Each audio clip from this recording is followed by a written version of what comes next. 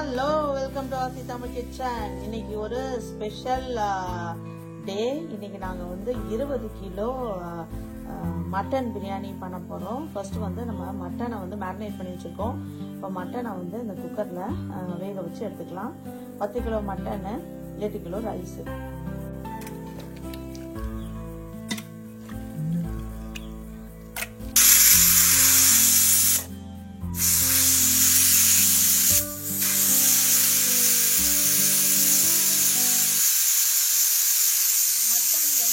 ரொம்ப வேக வைக்கக்கூடாது.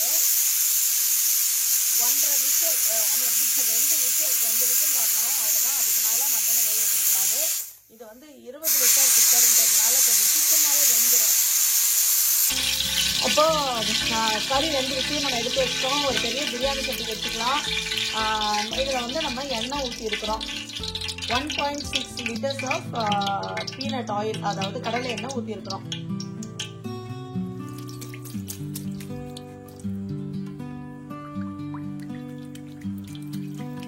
ஸோ 1.6 லிட்டர்ஸ் ஆஃப் ஆயில் நம்ம ஆட் பண்ணிட்டோம்.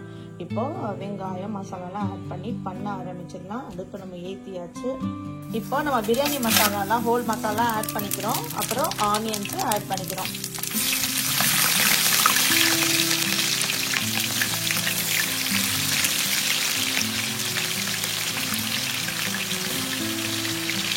ஸோ ஆனியன் இப்படி உடச்சி போடும் போது கொஞ்சம் சீக்கிரமாகவே ஆனியன்லாம் வதங்கிடும். இது கூட கொஞ்சம் நம்ம சால்ட் போட்டுருவோம். அப்போ ஆனியன் நல்லா சீக்கிரமாக வதங்கி அந்த ப்ரௌன் நிறம் வந்துடும். ஆனியனோட சேர்ந்து நம்ம பச்சை மிளகாவும் ஆட் பண்ணிக்கலாம். 30 போதும். ஓகே. மீதி காரம் வந்து நம்ம மிளகாப்பொடி போட்டுக்கலாம். ஓகே.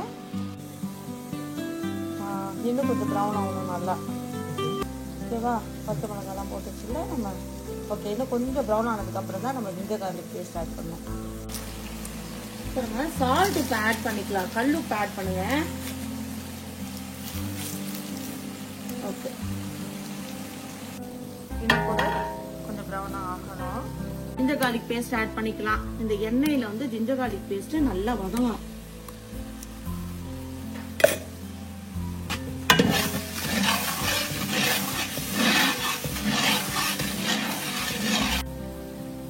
இப்போ கொரியாண்டர் ஆட் பண்ணிக்கலாம். இப்போ வந்து கொத்தமல்லி நல்லா வதங்கிடுச்சு. இப்போ நம்ம வந்து மின்ட் போட்டுடலாம், புதினா போட்டுடலாம். இப்போ டொமேட்டோ ஆட் பண்ணிக்கலாம். ஓகே, அவ்வளோதான். எல்லாம் ஒரு மிக்ஸ். இது வந்து பிரியாணி மசாலா ஆட் பண்ணுறோம்.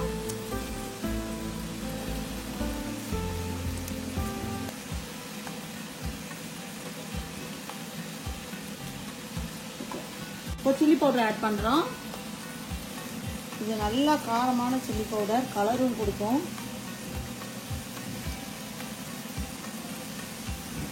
கொரியாண்டர் பவுடர் கொஞ்சமாக தான் ஆட் பண்ணுறோம். சும்மா பட்டும் படாமல் ஆட் பண்ணுறோம். அவ்வளோதான். அவ்வளோதான். சோம்பு பவுடர், மஞ்சள் பொடி ஆட் பண்ணிக்கலாம். நம்ம வந்து மட்டன் வேக வைக்கும் போது கொஞ்சம் மஞ்சள் பொடி ஆட் பண்ணோம். ஸோ அதனால் இதில் வந்து கொஞ்சமாக மஞ்சள் பொடி ஆட் பண்ணிக்கோங்க. அவ்வளோதான். தயிர் ஆட் பண்ணுறோம் நம்ம. உங்களுக்கு கிரேவி அடிப்பிடிக்கிற மாதிரி இருந்துச்சுன்னா நீங்கள் மட்டன் வேக வச்சு அந்த தண்ணியை கொஞ்சம் ஆட் பண்ணிக்கோங்க. ஸோ மசாலா பர்ன் ஆகாமல் இருக்கும்.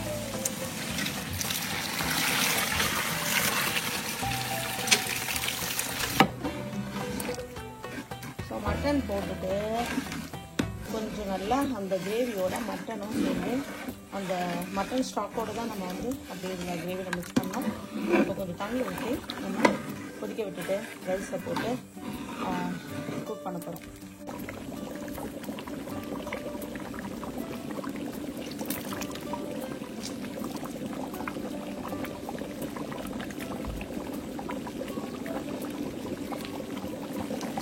ஸோ இதில் தண்ணி இருக்குது. நம்ம இன்னும் கொஞ்சம் கூடி தண்ணி ஆட் பண்ணிக்கலாம்.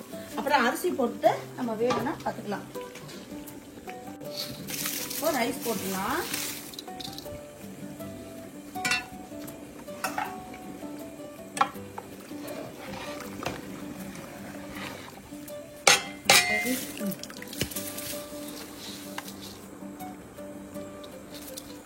ஸோ அரிசி உடைக்காம கலரி கொடுக்கணும்.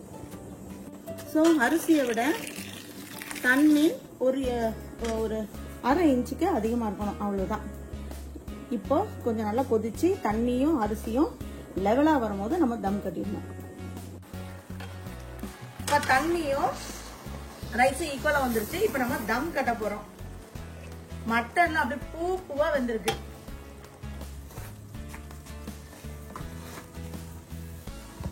தம் போட போறோம். இப்போ ஹை ஃப்ளேம்ல ஒரு 10 நிமிஷம் வச்சுட்டு அதுக்கப்புறம் நாங்க சிம்ல போட்டுட்டு அப்படியே தம் கட்ட போறோம், மேல வெயிட் வச்சு.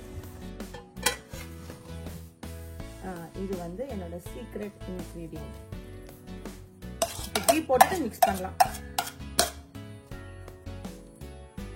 இப்போ கீ ஆட் பண்ணிக்கிறோம். அப்புறம் தம்லே இருக்கட்டும் ஒரு 25 நிமிஷம்.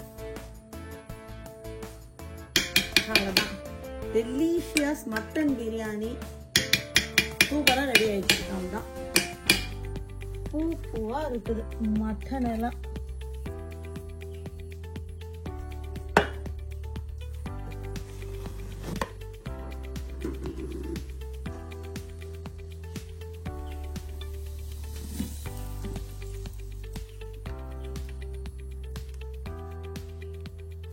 ஆவி பறக்க மட்டன் பிரியாணி.